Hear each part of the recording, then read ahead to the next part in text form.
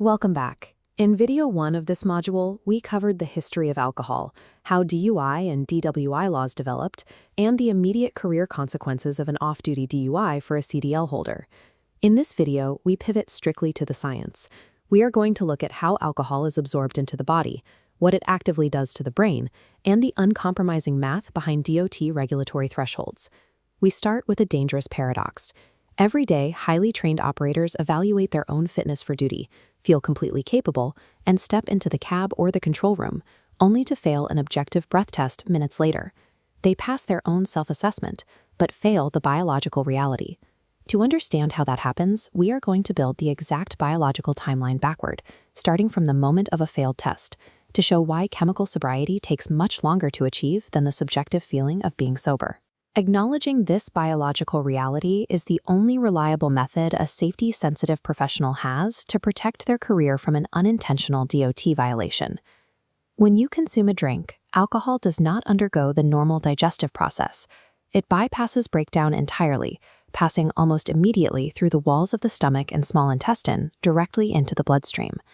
Because it skips digestion, alcohol begins circulating throughout the entire body and reaches the brain within mere minutes of that first drink. This is a schematic of a neural synapse showing how alcohol operates as a central nervous system depressant.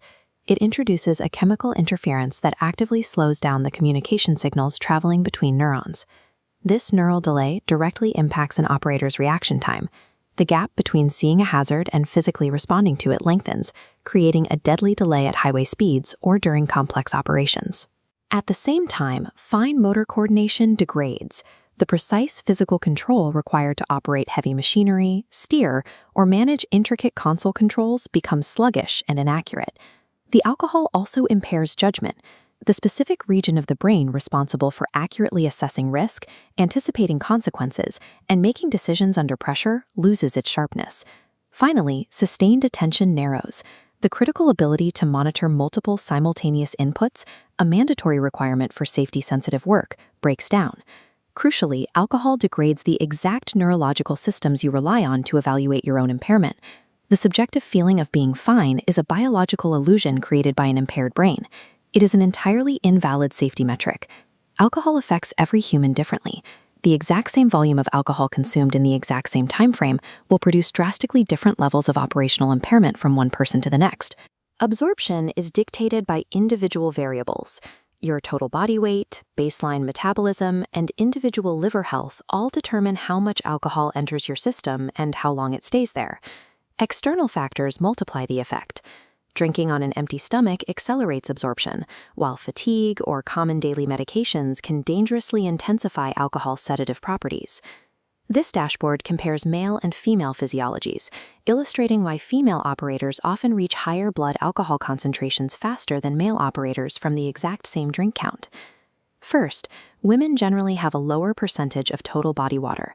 This provides less physical volume to dilute the alcohol as it enters the bloodstream, resulting in a higher concentration. Second, women possess lower levels of gastric alcohol dehydrogenase, or ADH. This is the specific enzyme that begins breaking down alcohol in the stomach. With less ADH, more intact alcohol reaches the bloodstream, causing a sharper spike in BAC.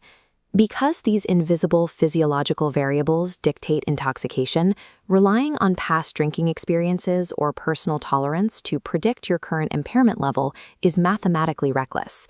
We need to define binge drinking, as the National Institute on Alcohol Abuse and Alcoholism classifies it, because it directly leads to unintentional violations. Binge drinking is defined as consuming enough alcohol to reach a 0.08 blood alcohol concentration within 2 hours. Practically, that is roughly 5 standard drinks for men and 4 for women. This linear graph tracks BAC over time. The rigid, steady downward slope demonstrates an absolute biological constant. The human liver processes approximately 1 standard drink per hour. Nothing accelerates this rate. Coffee, a cold shower, aggressive hydration, or a full night of sleep cannot force the liver to process alcohol faster. The metabolic math is fixed. If an operator consumes 8 to 10 drinks over an evening, they generate a severe peak BAC, pushing massive amounts of alcohol into their system. Dropping from that high peak back to an absolute zero takes 10 to 12 full hours. During this long clearance window, the employee may be technically off-duty and sleeping, but their brain remains heavily intoxicated. Clearance is a fixed mathematical reality. It does not care about your shift schedule, your start time, or how rested you feel when your alarm goes off. This brings us to the most common pathway to an unintentional DOT violation: next-day impairment. An operator drinks heavily the night before, sleeps a full 8 hours, wakes up feeling sober, and reports for duty.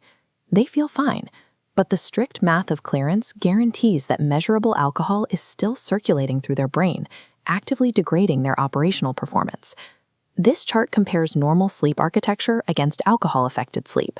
Alcohol acts as a sedative, putting you to sleep quickly, but it completely destroys the internal structure of the sleep cycle. Specifically, it blocks REM sleep.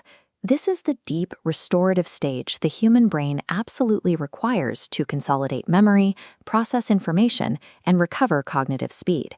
When that operator reports for duty, they are dealing with two distinct physiological crises simultaneously. They are suffering from direct neurological impairment from residual alcohol, layered on top of severe cognitive deficits from REM sleep deprivation. Next-day impairment is a compounded state of dual risk. Unseen alcohol and biological fatigue establish a hazardous baseline that no amount of coffee or sheer willpower can overcome. Understanding the internal biology of absorption and clearance explains exactly how the Department of Transportation structures its testing regulations. This comparative graphic explains why DOT relies on breathalyzers rather than urine tests for alcohol. On the left, urine testing acts as a historical record, searching for drug metabolites that remain in the body days or weeks after ingestion. On the right, breath testing serves a completely different function. Because breath alcohol is directly proportional to blood alcohol, a breath test measures concentration at the exact moment the test is administered.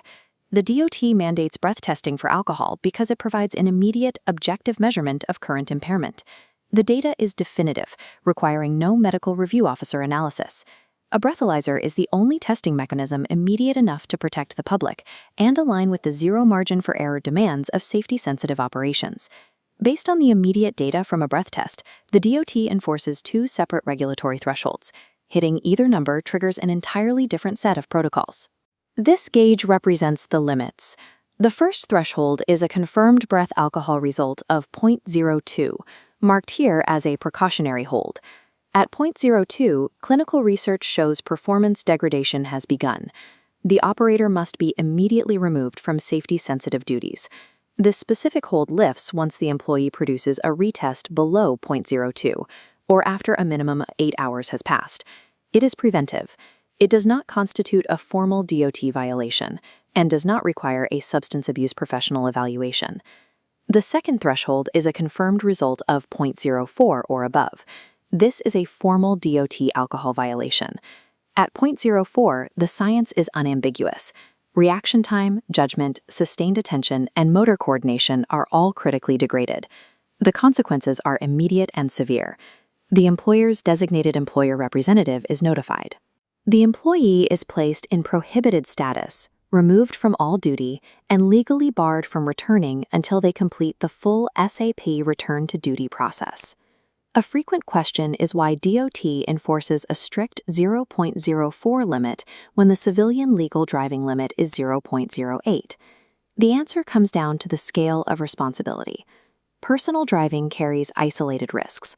Operating an 18-wheeler, a passenger train, an aircraft, or a regional pipeline carries the potential for catastrophic public harm.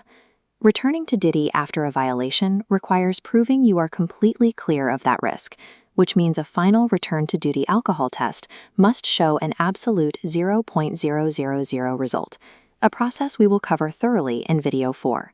These thresholds are not arbitrary punishments. They are precise biological boundaries enacted to protect the public from the mathematical certainty of impairment. Up to this point, we have focused on acute physical impairment. In Video 3, we shift our focus to behavioral patterns, examining the chronic, invisible escalation from casual use to dependency. Take what you learned here, and we will see you in the next video.